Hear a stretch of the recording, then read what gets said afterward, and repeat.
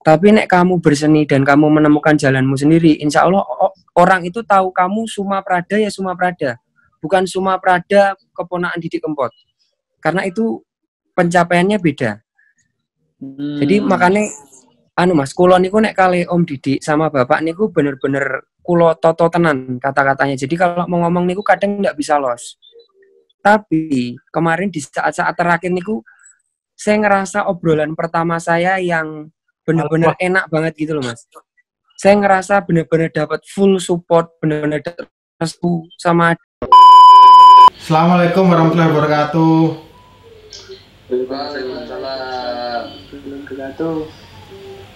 Ini aku dengan tiga orang hebat. Satu dari Jogja, yang dua dari sekarang posisi di Kartosuro ya. Iya, betul. Oke, Kartosuro yes you. Salam Ambak. Mak Bedundu. Enggak, dia awalnya enggak gitu Mas, di komen Mas. Ambak du apa? Ama Batu. Ya Mak.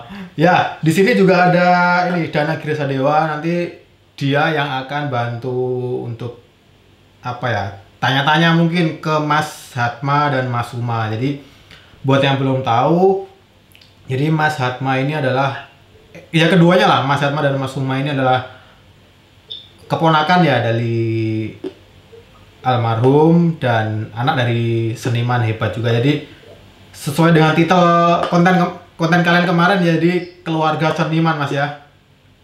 Iya, bener banget Mas. Jadi keluarga seniman. Jadi itu gini Mas, begitu sampean upload itu Mas, itu di hari apa ya? Hari Selasa ya sampean upload ya? Hari sebelum Selasa, ya hari Minggu lah. Ya, itu kan sampean upload. Kemudian aku langsung lihat kan ini Hatma terus Hatma nyanyi juga kan. Nah, dari kalau boleh tahu Mas, dari situ itu Mas Hatma dan Mas Suma tuh udah ada firasat belum Mas? Dari waktu itu. Mas Suma dulu aja jawab, Mas Suma dulu. Ya.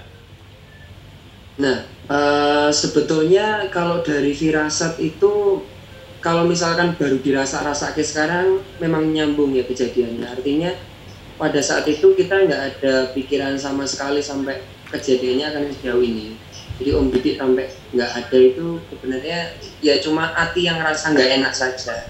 Cuman kalau kita lihat dari cara penyampaiannya beliau ketika ngobrol, terus perilakunya itu sebenarnya sudah menunjukkan sesuatu. Jadi waktu kita di sana itu bukan beberapa kali, sering itu almarhum megangin dada, kemudian sesekali seperti menahan rasa sakit. Cuman ketika kita tanya, jawabannya selalu sama, orang apa boleh, cuman kekesalan. Jadi beliau memang sosok yang enggak, sepertinya kalau soal kesehatannya itu nggak mau membebani keluarga gitu. Dan dari perkataan-perkataannya pun itu sudah banyak yang mengarah ke ada firasat itu dari beliau. Seperti misalkan jadi ketika kita pembahasan di sana, sebelumnya itu kita tidak pernah ngobrol sehangat itu, kita tidak pernah ngobrol sedekat itu. Tapi di tanggal 2 Mei itu ketika kita main ke sana itu banyak sekali yang diobrolkan. Soal keluarga, soal seni, soal mental, soal sikap. Jadi banyak sekali wejangan dari beliau. Dan beliau selalu menekankan bahwa kita itu harus ingat sama leluhur kita. Jadi beberapa kali beliau ngomong soal kamu harus ingat almarhum Baranto, harus ingat almarhum bapakmu, almarhum Pak Disentot. Sebagai informasi, Pak Disentot itu adalah kakaknya almarhum bapak saya. Jadi kakaknya almarhum Om Didi juga. Jadi beberapa kali kita ngobrol tentang sesuatu itu pasti belok-beloknya ke arah situ lagi. Jadi seolah-olah kita diminta untuk benar-benar mengenang orang tua yang sudah mendahului kita gitu.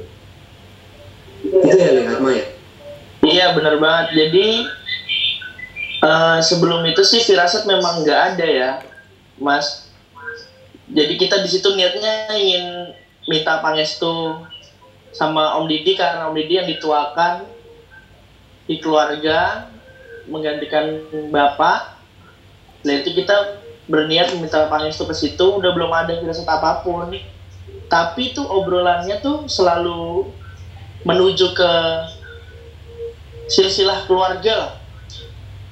Jadi fokusnya tuh ke keluarga, bahas tentang silsilah keluarga, terus karyanya keluarga tuh seperti apa.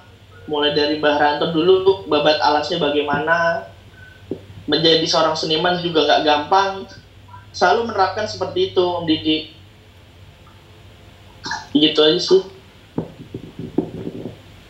Dari pemaparan Mas Hatma dan Mas Suma tadi, ada nggak pesan-pesan dari beliau itu yang selama ini tuh selalu dipesankan dan itu nggak pernah diungkapkan ke media? Misalkan beliau tuh selalu pesan ini, pesan itu, entah dari almarhum Papa Bapak atau almarhum Om. Pesan-pesan tanda kutip, pesan-pesan rahasia dari beliau berdua ini. Misalkan kamu harus gini gitu. Kalau boleh tahu nih. Aku saya. Ya silakan. Kalau untuk pesan seperti itu, pesannya Bapak dan Om Didi tuh sama, Mas. Ini mungkin media nggak pernah tahu, walaupun di depan media tuh hampir nggak pernah Om Didi ya ngomong di depan media tuh. Jadi walaupun Om Didi nggak sombong ya di depan orang banyak tuh, nggak sombong. Ya setuju. Tapi selalu menekankan sama saya, sama Mas Suma dan keluarga yang lainnya tuh, bahwa kita walaupun kita babat alasnya tuh susah dan sudah mencapai suatu keberhasilan. Nah, kalau sudah di atas tuh nggak boleh yang namanya jumawa, sombong. Itu yang paling penting banget, Mas, dalam keluarga kita. Bahwa keluarga kita tuh paling anti dengan kesombongan. Kayak gitu. Kalau dari saya ya, pesan yang bisa saya petik dari keluarga, ya udah itu aja. Kalau dari saya. Kalau dari Mas Suma? Mas Suma gimana? Ya, kalau dari saya itu lebih ke, jadi beberapa kali di setiap pertemuan itu Om Didik selalu bilang, ya ini diawali ketika almarhum bapak saya nggak ada. Saya merasa kehilangan sosok terpenting di kehidupan saya, dan saya nggak tahu harus jalan kemana dan meminta saran dari siapa. Cuma satu perkataan beliau yang selalu saya ingat adalah, kamu harus jadi nahkoda di kehidupanmu sendiri. Kamu yang akan menentukan kemana langkahmu akan pergi, kemana tujuanmu, dan gimana caranya kamu sampai sana. Jadi ketika Om Didi itu di luar sana, itu mungkin terlihat selalu ceria, selalu senyum. Almarhum bapak saya selalu ceria, selalu senyum, selalu ya terlihat bahagia sekali. Cuman kalau dengan keluarga, ketika ngobrol itu auranya sudah berbeda. Jadi memang benar-benar ingin mempersiapkan putra-putri keponakannya dan keluarga besarnya untuk punya mental juara. Jadi seperti benar-benar ingin menekankan kepada kita, apapun halangan yang ada di depan, selama kamu konsisten ada di rel dan kamu sudah tahu tujuannya, insya Allah akan sampai di sana, cepat atau lambat. Entah itu ada yang menjeret kamu turun, entah ada yang jegal, entah ada yang dorong kamu sampai jatuh. Pada akhirnya kamu harus terus bangkit lagi dan fokus sama tujuan akhirnya. Tapi beliau selalu menekankan gini, Mas, yang selalu ada di pikiran saya, jangan terbuai sama indahnya ketika nanti kamu sukses. Jadi beliau selalu menekankan bahwa terkadang proses itu justru yang jauh lebih bermanfaat dan bernilai buat perjalanan hidup kamu, Leli. Jadi itu yang disampaikan oleh ayah saya, yang disampaikan oleh almarhum Om Didi itu di beberapa kesempatan seperti itu. Dan nilai-nilai dari keluarga besar turun dari almarhum Mbah Ranto dari zaman yang saya dulu itu selalu ditekankan untuk kalau bekerja itu dengan ketulusan hati. Pokoknya niatnya baik, nawaitunya baik, gimana pun nanti hasilnya, yang penting kamu sudah bekerja dengan senyuman dari awal, seperti itu. Jadi memang dedikasinya dari almarhum Om Didi dan almarhum bapak saya almarhum Mbah Ranto, almarhum Pak Desentot itu di bidang seni memang luar biasa konsisten dari awal. Jadi ketika sekarang beliau tiada, itu pun justru malah semakin banyak orang yang peduli dengan beliau, karena kita semua bisa merasakan, bahkan orang yang jauh pun bisa merasakan bahwa ternyata almarhum Om Didi adalah sosok yang sangat peduli dengan orang lain, sosok yang sangat bekerja dengan hati, dan itu jadi pegangan dan panutan banget buat kita sekeluarga. Ngoten Mas, kurang lebihnya. Ternyata ini ya, dalam banget ternyata yang selama ini kita nggak tahu gitu. Kalau dari Danang nih, ada nggak yang mau ditambahkan atau yang ditanyakan lagi terkait hal ini? Sebenarnya kan kalau tadi disinggung tentang bagaimana Om Didi Kempot sebelum berpulang memberikan wasiat pada keluarganya, kembali untuk kembali mengenang leluhur gitu. Tapi apa sih yang paling berkesan dari mas-mas semuanya untuk dalam apa ya, dalam hal penyaluran darah seni itu apa sih caranya, seperti apa? Karena setiap keluarga kan pasti beda untuk menyalurkan bakat atau mewarisi suatu apa ya, ciri khas dari keluarga tersebut gitu loh. Mas Umar dulu apa saya dulu? Bebas. Aku dulu ya? Ya siap. Ya. Mak Petunduk siap. Ya agak santai dikit lah. Siap. Jadi gini Mas, dalam keluarga kita tuh memang sebagian besar tuh benar-benar full seniman ya. Dari mulai Mbah, Pak D, Bapak, Om itu semua seniman dan yang lain-lain. Tapi itu dalam menyalurkan darah seninya tuh tanpa perkataan Mas. Itu jadi kita dididik sama, terutama ayah saya ya, ayahnya Mas Suma juga, itu dididik tuh untuk menjadi orang yang berintelektual tinggi, bukan menjadi seniman. Nah, kalau bisa melebihi seniman, kan Bapak udah seperti ini, kamu harus lebih tinggi di atas Bapak. Tapi seiring waktu itu berjalan, saya jujur aja saya memang nggak kuliah, saya benar-benar nggak kuliah. Tapi cita-cita saya tuh awalnya tuh bukan terjun di dunia seni. Nah, seiring waktu berjalan entah mengapa rasa seni saya tuh timbul sendiri Mas. Karena saya bangga dengan keluarga saya yang alhamdulillah hebat-hebat. Dan itu saya ingin meneruskan, ingin melestarikan budaya yang ada di keluarga dan maupun di Jawa. Seperti itu. Ya. Dilanjutkan sama Mas Suma. Monggo Mas Suma. Ya. Sebenarnya dimulai dari almarhum Mbah Ranto, itu cara didik dari almarhum ayah saya dan Om Didi Kempot itu langsung dilepas di panggung, Mas. Itu dari panggung yang kecil. Kalau ajarannya mbah saya ke Om dan almarhum ayah saya seperti itu. Jadi mereka memang dari awal tidak langsung diarahkan kamu harus jadi pelawak, kamu harus jadi penyanyi. Itu tidak. Tapi sesuai dengan hatinya sendiri-sendiri.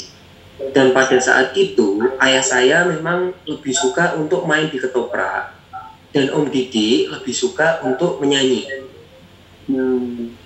Tapi memang semuanya dimulai dari bawah, dimulai dari panggung kampung, antar kampung, bahkan Om saya dimulai dari ngamen.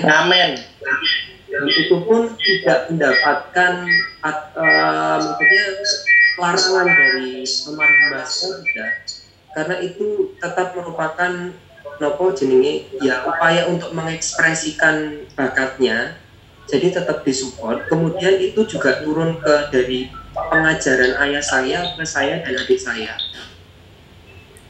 Cuman membedakan adalah kalau ayah saya itu bicara soal seni pasti menyinggungnya soal almarhum Mbah Ranto. Kalau nggak gitu Om Didi. Jadi tidak pernah langsung memberikan contoh beliau sendiri dan tidak pernah memaksa kita untuk masuk di dunia seni. Iya, jadi dari Bapak itu memang tidak pernah memaksa atau mengarahkan kita untuk terjun di dunia seni, tidak. Jadi kalaupun kita mau berseni itu harus berawal dari hati kita masing-masing. Nah, kulo itu ngawali karir dari dagang pinggir jalan, Mas. Jadi banyak caci makian, banyak jatan dari tetangga, dari saudara, dari teman-teman. Maksudnya artinya, pakmu ngono kuwi, omong ngono kuwi, tapi kok kowe malah dagang, kamu malah mulai dari pinggir jalan nih, kenapa? Jadi saya merasa bahwa saya perlu menunjukkan bahwa saya juga mampu dengan cara saya sendiri untuk membahagiakan orang tua. Tapi di sisi lain, seni itu memang kita udah punya bakat dan minat masing-masing, Mas. Yeah. Jadi saya dari kecil itu sudah ikut panggungan kampung dan beberapa kali duet sama Om Didi juga. Nanti insya Allah saya cariin fotonya. Jadi saya udah nyanyi campur sari itu pas saya kecil. Nah, cuman setelah saya dewasa, ketika apalagi pas ayah saya hari pertama tidak ada itu, saya benar-benar lepas dan bingung harus mau kemana. Dan saya merasa seni bukan jawaban instan dan cepat buat mencukupi kebutuhan sehari-hari. Makanya dia melanjutkan untuk usaha, tapi beberapa kali niku memang almarhum Bapak sama Om Didi itu menyampaikan pesan ke saya, ke Hatma. Ya bagaimanapun bidang yang kamu sukai, tapi tetap ada darah seni yang mengalir di kamu. Dan itu harus kamu asah. Jadi ya banyak lah, Mas. Maksudnya nopo cerita-cerita dari Bapak, dari Om gitu. Jadi meskipun di luar kelihatannya celelean, meskipun kelihatan selalu bahagia, tapi kalau ngobrol dengan putra-putrinya, dengan keponakannya itu, beliau-beliau ini selalu serius dan penuh pesan-pesan wejangan ngoten niku. Halo, Mas. Ya. Halo. Ya. Itu kan saya sempat ini ya, menarik sampean tadi sempat bilang kalau seni itu bukan jalan yang instan dan cepat gitu kan. Nah, sekarang kalau jenengan sendiri melihat seni itu gimana sih? Dalam artian gini, kalau kita ngomongin YouTube ya Mas ya, kalau saya juga jujur tadi sempat di ini, kadang kita itu nggak boleh semata-mata melihat yang namanya hasil terus kita jumawa terus kita sombong tuh enggak. Karena memang saya juga mengakui walaupun sekarang saya di titik ini karena proses saya juga lama Mas.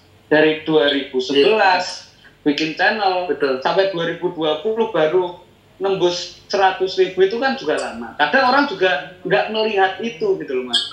Nah, sebenarnya ini kan menarik yang tadinya kalau kita ngomongin tentang almarhum Bapak jenengan terus almarhum Didi Kempot juga kan kalau bisa dibilang akhir-akhir ini mulai naik lagi. Cuma walaupun sebelumnya memang sudah terkenal sih, tapi kan tetap kalah dengan yang cepat viral, instan viral. Nah, kalau jenengan menanggapinya seperti apa? Ataukah memang sekarang itu salah satu caranya untuk mendapatkan itu ya dengan kita berkreasi, berseni di dunia maya, di YouTube, di Instagram gitu. Kalau jenengan mungkin kedepannya juga akan seperti apa? Ini kebetulan. Ya. Jadi saya teringat. Ini kebetulan pertanyaan. Pesan dari. Ini kebetulan. Ya, halo. Ini kebetulan pertanyaan selanjutnya juga kan. Apa plan Mas Hatma dan Mas Suma ya udah digabungkan di sini aja sekalian. Nah. Oh iya, Hatma mau jawab dulu atau gimana? Mas Suma dulu aja. Nah, jadi ngerti Mas, itu pertanyaan yang nyambung sekali dengan obrolan saya bersama almarhum Om Didi di tanggal 2 Mei itu. Jadi beliau mengatakan gini, nek aku biyen, kuwi aku kudu ngamen, kudu nduduhke lagu, kudu rekaman, kuwi ngantrine bahkan iso suwe banget dan belum tentu dipanggil. Kalau ngomong zaman saiki, cacanom zaman saiki, itu mau promosi gampang karena sudah ada sosial media. Sudah ada YouTube, kamu tinggal berkarya di situ. Tapi Yang perlu jadi perhatian adalah mentalmu sendiri. Kalau kamu mentalnya seniman betul, itu fokusnya bukan di ketika karyamu sudah naik, kamu jumawa dan sudah lupa begitu saja siapa kamu yang sebenarnya, dan itu cepat turun. Tapi kalau kamu punya mental juara, cepat atau lambat prosesnya, insya Allah yang membuat kamu bahagia itu bukan ketika hasilnya banyak atau dinilai dari materi, tidak. Tapi ketika orang bisa menerima dan mengakui kamu bahwa kamu adalah seseorang yang patut mereka kagumi, ngoten niku. Bahasa Indonesianya kurang lebih seperti itu. Jadi memang saya ada mas videonya. Itu cuplikannya beliau bilang, pada akhirnya yang membedakan orang mungkin sekarang banyak ya yang cuman bikin sensasi dan akhirnya jadi viral atau berseni secara instan itu banyak. Cuman ya kembali lagi, kalau dia memang akhirnya berkualitas dari internalnya kepribadiannya dia, ya nanti insya Allah bakalan langgeng. Tapi kalau cuman semata-mata hanya karena sensasi, ya nanti bakalan langsung delep lagi. Dan beliau itu nyebut nama cukup banyak sekali, tapi saya nggak bisa sampaikan gitu tentu saja. Nah, ya jadi seperti itu. Jawaban saya sudah diwakilkan oleh Mas Umar. Mas. Cukup berat buat saya, tapi sudah diwakilkan oleh kakak saya. Tapi ngomong-ngomong soal Mas Danang tadi yang berbicara tentang berusaha di YouTube itu emang lama, tapi jika berhasil dilihatnya cuma yang berhasil aja. Jadi prosesnya nggak dilihat. Itu bener Mas. Sama kayak saya juga pertama tuh ngomong kalau pengen terjun ke dunia seni sama Om Didi tuh dari YouTube, medianya YouTube, aplikasinya YouTube. Nah, beliau bilang, terus walaupun dia nggak mantau secara langsung, tapi tanpa saya tahu tuh beliau mantau saya ternyata lewat asisten-asistennya. Nah, saya tuh 2 kali Mas, 2 kali tuh berjuang, gagal, sudah monetis tapi di apa ya namanya ya? Di dismonetize 2 kali. Nah, itu udah saya juga mencurahkan sama om saya. Ini gini om, gini. Ya udah, kamu harus sabar, nikmatin aja prosesnya. Kamu fokus, insya Allah nanti kamu bisa lewat media itu. Dan sedangkan pas akhir-akhir ini kan yang pas saya sesudah minta restu sama Om Didi kan lumayan Mas ya. Lumayan bisa dikategorikan ya saya berbangga hati lah. Lah, itu pandangan orang tuh, komen-komennya tuh sangat luar biasa sekali. Jadi yang dilihat hanya hal yang udah ada sekarang aja, tapi prosesnya tuh nggak diperhatikan. Ya begitulah, namanya juga netizen maha benar ya. Biar agak cair aja suasana, biar agak cair aja Mas. Siap. Jadi ya kami sama Mas Uma juga coba diteruskan. Ini kamu kan masih ngomong. Oh saya, ya Anda juga jangan minta HP saya dong.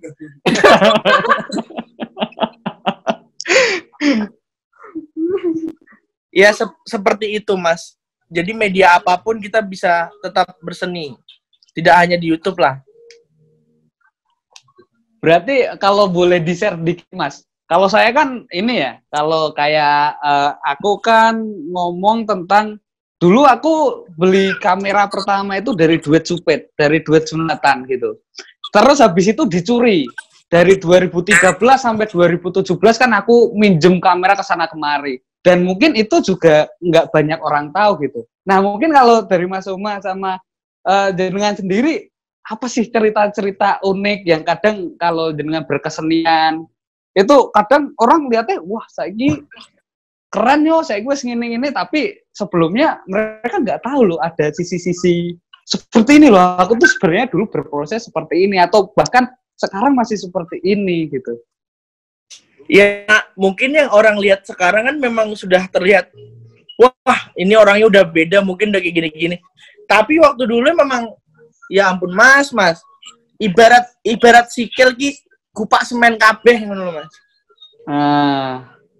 Lah, mulai dari masih ngerekam pakai handphone, ngedit juga pakai handphone, terus juga tanpa ada apa? Enggak apa-apa. Ya mbok senggol-senggol yo keri yo, cekel pupuku dicekeli. Ya begitu, Mas. Jadi saya berusaha banget, kalau saya yakin bisa dan alhamdulillah yang mengajarkan saya ya nggak ada sama sekali. Alhamdulillahnya.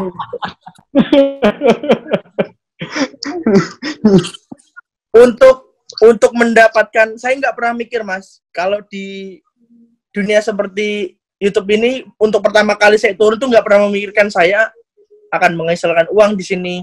Itu saya nggak pernah, Mas. Yang penting saya tulus berkarya, saya masukkan sini. Kalau karya saya bagus, insya Allah barokah itu bakal datang sendiri ke saya. Jadi ya teman-teman saya lah yang menjadi semangat saya dimanapun, terutama keluarga. Mulai dari ya memang saya mulai karya itu nggak punya kayak Mas Danang ini duit sunatan gini-gini, enggak, Mas, boro-boro. Kowe ora ra duit sunatan ya ora tak getuku bar kowe ra ndek duit, Mas, aku, Mas. Podo, Mas, aku yo ngono ya. Kuwi tak rewangi kerja apa ora yo jualan, tak rewangi jualan, Mas. Tak rewangi jualan, nggo tuku HP sing layak nggo ngerekam ngono kuwi. Dan alhamdulillah kebeli. Habis itu ya cobaan masih banyak. Kayak penonton hilang semua. Siap. Mas Andre seneng banget nih. Kabeh ngalami, Mas. Penonton ilangi kabeh ngalami. Iya, Mas, bener. Dek, tanteni bendino beneran deloki YouTube Studio kok. Subscriber kok orang nambah malah mudun. Ya itulah, Mas. Itu suka dukanya lah. Suka dukanya seperti itu. Kalau Mas Uma, monggo kita lanjut. Oh, coba penat. Wes. Nek kula niku sebenarnya agak melenceng, Mas, dari keluarga. Yeah. Artinya nek keluarga itu kan mayoritas bergerak di bidang seni, mulai dari om saya yang sekarang masih ada, Om Eko, terus Pak Lili itu juga. Jadi nek kula di wira swasta. Jadi saya dagang, mulai dagang itu dan berkali-kali gagal, berkali-kali dikon pindah lapak itu sejak awal kuliah. Karena kan di sekelilingnya banyak yang mulai usaha-usaha kayak gitu. Jadi saya juga sedikit banyak terpengaruh untuk mulai usaha. Ngoten. Cuman kalau untuk seni memang dari dulu saya udah nulis lagu, Mas. Semenjak bapak saya ada itu saya sudah nulis beberapa lagu, cuman hanya untuk menyalurkan isi hati saja. Dan hanya untuk biar didengarin sama orang-orang di sekitar saya aja. Belum ada kepikiran tak upload ning YouTube apa tak dudokin yang omku suruh bawa kemana, enggak. Saya enggak ada pikiran seperti itu. Karena memang Mas, adik saya ada 4. Hatma itu, terus bawahnya Dek Ima, Dek Elma, sama Dek Rahma, masih kecil-kecil. Itu kita selalu dikasih tahu bahwa ya gimana pun caranya kalian harus mandiri. Nah, niku jadi yang jadi pegangan betul lah buat kita semuanya, ngoten. Ya perjalanannya panjang, prosesnya cukup panjang, tapi kalau dibilang sukses ya belum, masih jauh dari kata itu. Tapi istilahnya kita sudah ada niatan dan ada kemauan untuk berdiri di atas kaki kita sendiri. Insya Allah ngoten niku. Talkshow sama yang perjalanan sama Hatma kan beliau bilang tuh Suma nggak asal nyebul. Artinya kan berarti beliau tuh sebenarnya tahu banget bahwa Mas Suma tuh udah punya potensi itu gitu. Sembarangan. Oh, nggih. Jadi ngeten, Mas. Kalau nopo Om Didi itu yang berkali-kali disampaikan ngeten. Nek kowe tak gowo, nek kowe tak kenalke, kamu akan terbayang-bayang namaku. Kamu nggak akan pernah bisa berdiri sendiri. Tapi nek kamu berseni dan kamu menemukan jalanmu sendiri, insya Allah orang itu tahu kamu Suma Prada ya Suma Prada. Bukan Suma Prada keponakan Didi Kempot. Karena itu pencapaiannya beda. Jadi makanya Mas, kula niku nek kali Om Didi sama Bapak niku bener-bener kulo toto tenan kata-katanya. Jadi kalau mau ngomong niku kadang nggak bisa los. Tapi kemarin di saat-saat terakhir niku saya ngerasa obrolan pertama saya yang benar-benar enak banget gitu loh Mas. Saya ngerasa benar-benar dapat full support, benar-benar restu sama adik saya. Jadi saya ngerasa kayak mumbul gitu loh Mas. Yeah. Oh aku untuk semangat banget. Tapi besok pagi, beberapa hari kemudian adik saya udah ada jadwal mau ke Solo. Kita mau bikin klip yang untuk duet sama almarhum Om Didik. Duet lagu. Jadi kita diminta untuk bikin klip, Hatma udah mau berangkat ke Solo, tapi kok saya dapat info dari keluarga, katanya Om Didik nggak ada. Nah itu kan pukulan telak. Jadi kayak apa ya? Kayak dolanan basket gitu loh Mas. Lagi di lay up ke atas terus dijatuhin lagi ke bawah. Jadi itu benar-benar ya pukulan berat banget gitu. Jadi seolah-olah habis dapat sesuatu yang sangat luar biasa, membahagiakan, semangat yang besar banget. Terus tiba-tiba harus jatuh lagi. Tapi di samping itu Mas, saya merasa sangat bersyukur bahwa aku ora getun mburi. Saya sudah berhasil menyampaikan ke beliau bahwa kami ini akan terus berjuang di bidang seni. Jadi nggak akan terputus. Tapi yang perlu diluruskan Mas, saya Hatma itu kita tidak akan pernah menggantikan sosok pendahulu kita, tidak. Kita hanya meneruskan perjuangannya beliau. Sebenarnya pun nek meneruskan itu kan jadi tugas kita bersama pelaku seni dimanapun berada, nggak cuma di Jawa, untuk tetap melestarikan kebudayaan daerah kan. Yeah. Tapi artinya itu menjadi beban yang luar biasa juga buat kita, karena ya ada nama besar Om Didik dan ada nama besar almarhum Bapak yang dipertaruhkan. Jadi memang kita harus berkarya dengan hati, bekerja dengan tulus.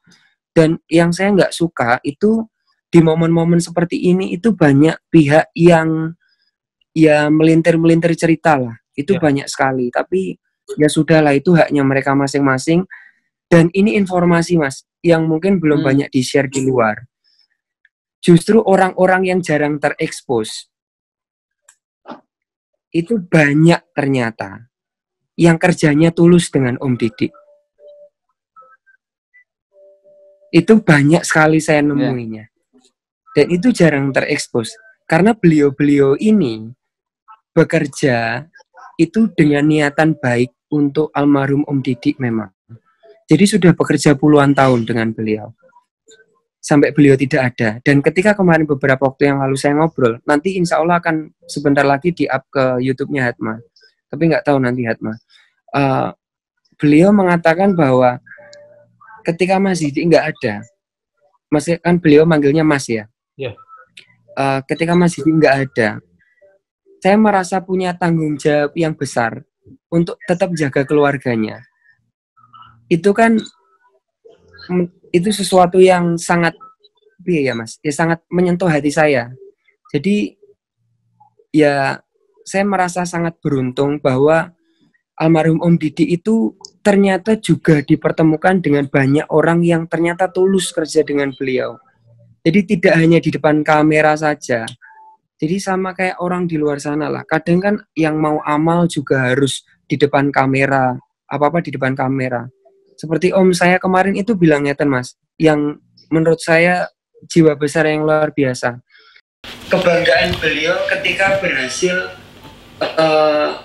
mengadakan konser amal yang terakhir di Kompas TV, yang berhasil mengumpulkan donasi sekian miliar itu.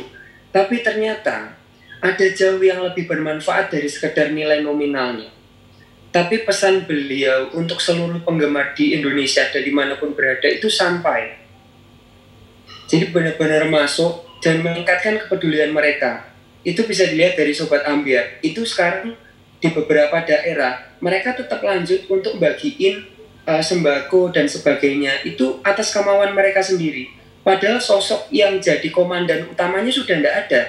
Tapi para fans dan penggemarnya ini masih tetap berjalan. Nah itu kan buat saya pribadi, saya sangat bahagia Mas melihat pencapaian dari almarhum Om saya. Dan itu insya Allah jadi inspirasi yang besar buat buat kami dan buat teman-teman semuanya. Insya Allah kalau kita tetap bekerja dengan hati, ya insya Allah hasil itu tidak akan mendustai,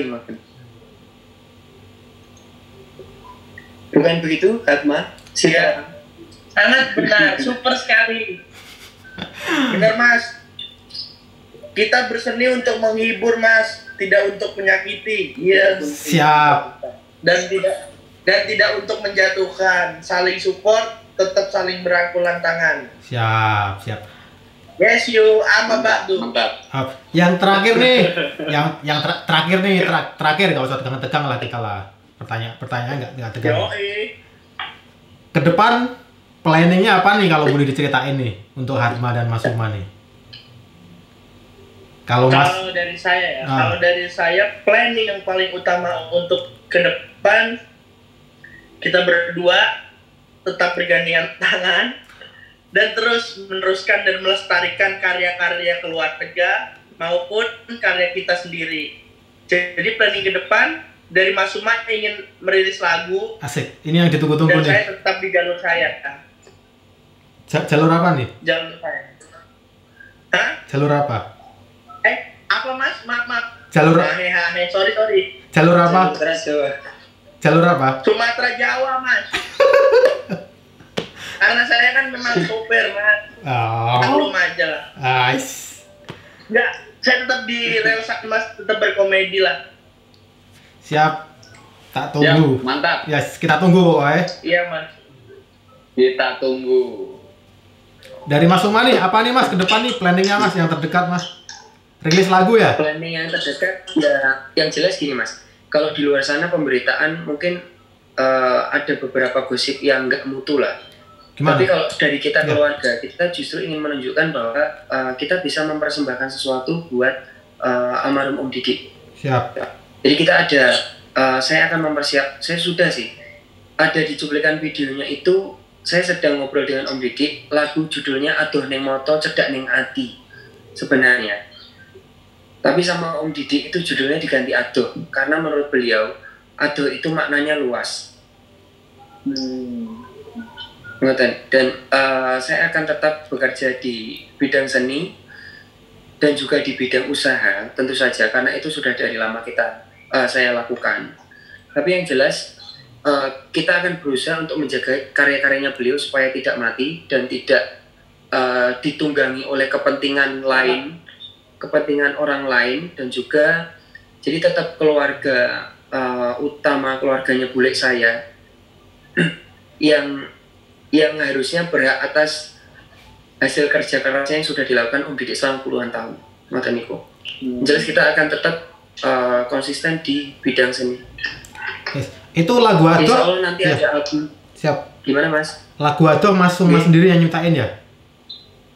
Iya, itu saya ciptakan sendiri, sebenarnya dedikasi untuk tenaga medis yang sedang berjuang ini di musim seperti ini. Dan itu sudah diamini oleh Om Didi sebenarnya. Beliau setuju didedikasikan untuk para pejuang itu. Namun karena ya Tuhan berkata lain, kita tidak diberikan kesempatan untuk berkolaborasi. Itu lagu saya dedikasikan untuk beliau yang terutama.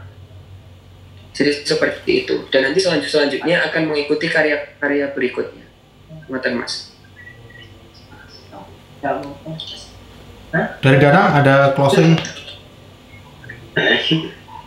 Ya, menarik sekali ya, maksudnya salah satu poin yang tak simpulkan bahwa sejauh ini kan aku lihat kayak traffic, jadi kalau sampean mungkin mengamati juga traffic turun, ambiar dan sebagainya, kembali kita diingatkan karena melalui sosok-sosok besar seperti Pak Demame, Pak Deddy Kempot, Mbah Ranto Guter dan lain sebagainya, itu kita kembali diingatkan karena yang namanya proses itu ya 1 tahun, 2 tahun, 3 tahun itu belum apa-apanya dibandingkan dengan senior-senior dan keluarga sampean itu berkarya ya tidak mengenal waktu, mbok itu puluhan tahun atau sampai kapan lah, ya tetap berkarya aja dan tetap dari hati gitu ya.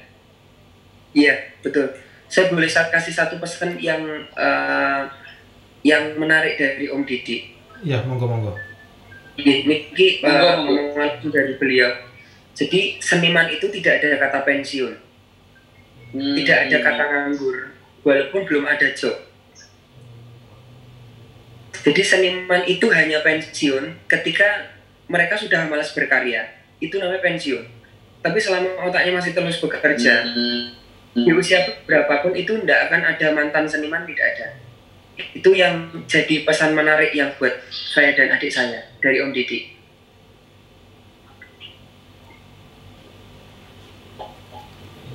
Dengar dia. Dengar, Mas. Mas Hatma, telepon Mas Hatma. Dengar, Ma, kita dengar, Ma. Iya, Mas. Kalau bagi saya benar yang bilang Mas Uma, seniman itu bukan pegawai kantoran. Jadi seniman itu nggak ada kata nganggur.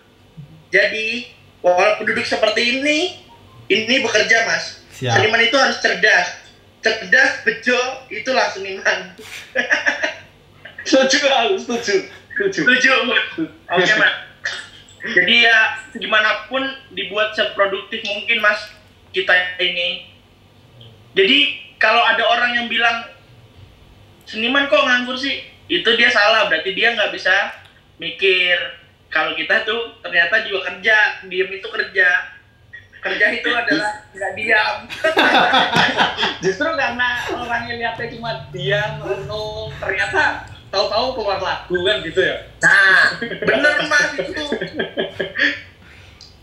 Ini kan kalau penyanyi kan enak, Mas. Lagunya bisa diulang-ulang. Lenek dagelan. YouTube nggak bisa diulang-ulang loh, Mas dagelan. Kudu ini pokoknya kudu refresh lah, kudu update, Mas.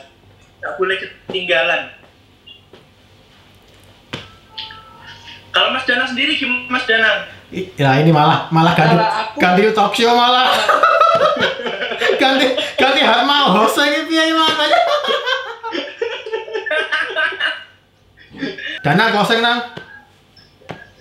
Loh, aku closing nggak sampai saya buka kok. Ya, saya buka sampai closing ya? Saya buka sampai closing. Malah padu toh.